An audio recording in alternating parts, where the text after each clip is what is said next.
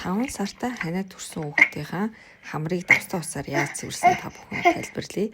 Манай гэр бүл энэ үүлэн брендийн хоолой амзайлах давсыг хэрэгэлдэг. Нэг бүтэн уутыг авчихсан байхад бол өвлөөд авчдаг. Манай нөхөр 2 хүүхэд бид дөрвөлээ хэрэгэлдэг.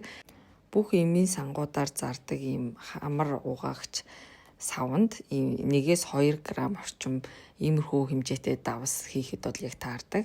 Тэгээд энэ савныхаа энэ ус гэсэн хэсгээр усын дүүргээд найруулчин өөртөө тусдаа найруулад хэрглэж үзээд давс нь таарсан хэсгийг шалгачиж болдог. 5 сартай хүүхдийн маань хувьд бол үүлэн брендийн ханиадны багцан дотор ирдэг ийм хамар угаагчаар хамрыг нь угаадаг.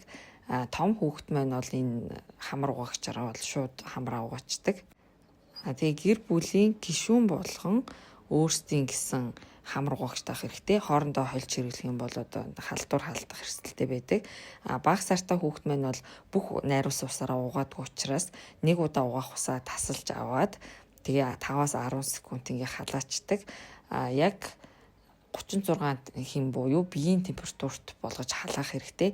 Хит хүүтэн байх юм бол хүүхэд зочин, халуун байх юм бол хамрын састыг нь түлж гэмтэх эрсдэлтэй. За тэгээ хүүхдээ доош нь харуулад ингээ барина. Эрүүнээс нь дарж барьж болохгүй. Яагаад тэгэхээр хүүхдийг хамраа гоожих үед амаараа амьсгалдаг. За тэгээд хүүхдийн амьсгалыг сайн чагнаж ягаад яг амьсгаагаа гаргах үед нь тааруулж давстаасаа шахуул их зүгээр.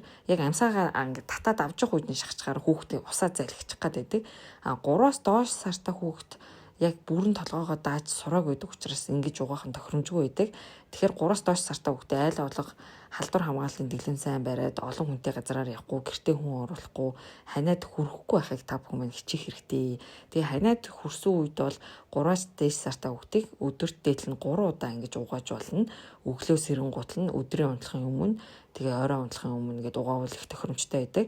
Тэгээ хүүхд маань нусаа нийж сураагүй байдаг учраас үлдсэн давстай усыг ингээ сайн цэвэрлж соруулах хэрэгтэй. Ингээд угаагаа сурцсан байхад бол ханиад том хүндрхээс урьдсан сэргийлэн гамритаас болохоос урьдсан сэргийлдэг. За таалагдсан бол subscribe хийгээрэй манайхаа, баярлалаа.